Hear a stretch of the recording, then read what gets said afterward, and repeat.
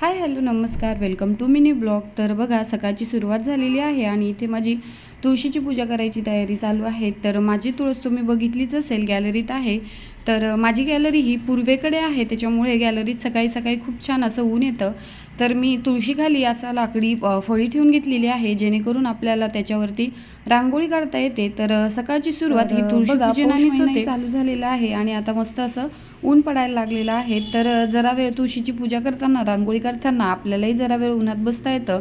तर असे छापे आहे माझ्याकडे, तर छाप्यांमुळे रांगोळी काढायला एकदम सोपं जातं.